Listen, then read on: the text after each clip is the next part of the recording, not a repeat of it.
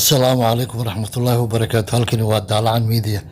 daawadayaal meel kastoo joogtiin waxaan idin leenahay kulan wanaagsan.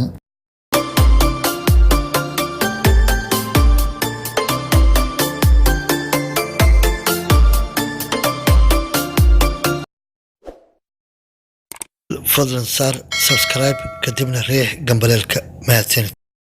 daawadayaal markale kulan wanaagsan. xubintan ugu horeysa waxaynu ku soo qaadanaa diyaaradda ay la socdeen 135 qof oo ka baxday dhabihii ay ku degi lahayd kuna hakatay waddo ay gaadiidka isticmaalaan.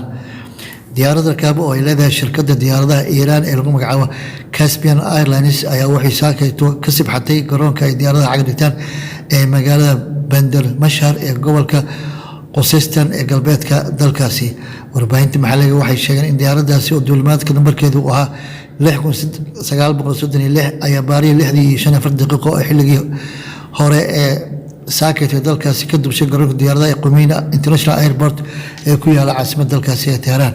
muuqaalo video la soo dhigay baraha bulshada waxaa ka muuqday diyaaraddaasi oo nooceedu ahaa Boeing oo candhada dhigatay bartamaha waddo ay gaadiidka maraan. 135 qof ee rakaabka la socday diyaaraddaas waxaa la sheegay inay dhammaantooda bad qabaan lagana daadguriyay diyaaradda ku degtay waddada. afhayeenka hay'adda duulimaadyada rayidka ee dalkaasi Reza Jafarzadah waxa uu sheegay in dhammaan rakaabkii la socday diyaaraddaasi ay bad qabaan lana baarayo waxa sababay shilkaasi. qodobka kale aan kusoo qaadanayna waxay tahay gaari laga lahaa safaaradda Mareykanka ee dalka Bakistan oo dad ku jiray caasimadda dalkaasi Islamabad. haweeney ayaa ku geeriyootay 5 qof oo ku jira seegeedana oo ay ku dhaawacmeen. shilkaasi waxa uu shalay ka dhacay waddo mashquul ah ku taala bartamaha caasimadda federaalka ee dalkaasi Bakistan ee Islamabad. booliska waxay sheegeen in gaari noociisu waa Land Cruiser oo laga lahaa safaaradda Mareykanka uu ku dhacay gaari kale noociisu waa Suzuki. shilkaasi wuxuu ka dhacay waddada lagu magacaabo Margala Road sida ay sheegeen booliska taraafikada ee Islamabad. gaariga safaaradda ayaa la sheegay inuu si xoog leh ku maray isgoyska isla markaana uu marayay waddo qalad ah xilli uu daarnaa nalka casaanka ee samafaraha ee ku xiran waddooyinka.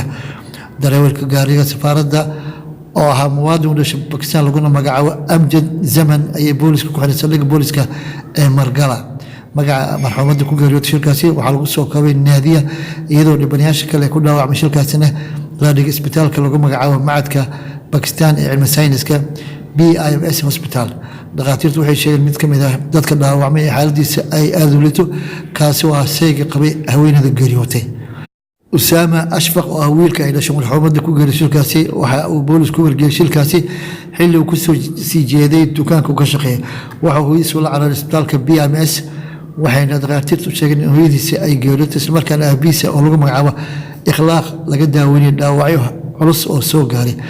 xaaska wiil ay ilmaadeer yihiin oo lagu magacaabo Shakiil Axmed iyo labadiis gabdhood waxaa iyagana soo gaaray dhaawacyo mid ka mid ah gabdhahaas la sheegay inay xaaladeedu aad u liidato. markii ugu horeysay ee ay gaadiidka safaaradda Mareykanka magaalada Islamabad ku yeeshaan shil bishii Abriil ee sanadkii 2018 gaari ay leeyihiin qaybta howlgallada militariga safaaraddaasi waxa uu ku dhacay nin watay mooto kaasi oo goobtii ku nafbaxay.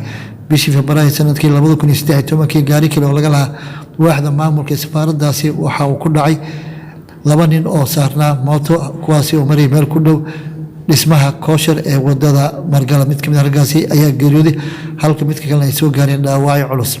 bishii Juulaay ee sanadkii 2010 gaari laga lahaa waaxda badbaadada ciidanka safaaraddaasi waxa uu ku dhacay nin watay mooto kaasi oo isla goobtii ku geeriyooday. sanadkii 2011 qandaraas ka tirsan hay'adda sirdoonka Mareykanka CIA oo lagu magacaabo Raymond Davis waxa uu jiray 2 nin oo mooto wadatay kuwaasi oo isla goobtaasi ku geeriyootay. shilkaasi wuxuu sababay in uu xumaado xiriirka labada dal. sarkaal ka tirsan hay'adda CIA ayaa la xiray waxaana la sii daayay kadib markii dowladda Mareykanka ay bixisay lacagta diyada oo la siiyay qoysaska marxuumiintaasi. qodobka ugu dambeeya waxaynu ku soo qaadanay 20 askari oo u dhal dalkaasi Mali oo lagu dilay weerar ka dhacay dalkaasi. wasaaradda difaaca dalkaasi ayaa sheegtay inay 20 askari ku geeriyootay 5 kalena ku dhaawacmeen weerar shalay lagu qaaday xere ay militari ku lahaayeen deegaanka Sokolo ee bartamaha dalkaasi. afhayeenka militariga dalkaasi ayaa sheegay in maleeshiya hubeysan ay soo weerareen xeradaasi iyagoo ka xoog badiyay ciidanka ku sugnaa xeradaasi. xildhibaan ka tirsan baarlamaanka dalka Mali oo la hadlay wakaaladda wararka Reuters waxa uu isagana sheegay in weerarkaas u muuqday mid qorshaysan islamarkaana ay maleeshiyada weerarka soo qaaday u muuqdeen kuwo ogaa waxa ay sameynayeen. maleeshiyada waxaa la sheegay inay bilaqaysteen dhammaan qalabkii militari ee yaala xeradaasi ku taala gobolka Segou ee dalkaasi. dagaalamayaal tababaran oo taabacsan ururka Al-Qaacida ayaa la sheegay inay ka howlgalaan gobolkaasi iyo qaybo ka mid ah bartamaha dalkaasi. dowladda Maali waxay dagaal iska caabina kula jirtay maleeshiyada hubeysan kuwaasi weerar qorshaysan ka fuliyay dalkaasi tan iyo sanadkii 2012 daawadayaal xubniyada ku talagal maalinta waxaana kala socoteen daalacan media.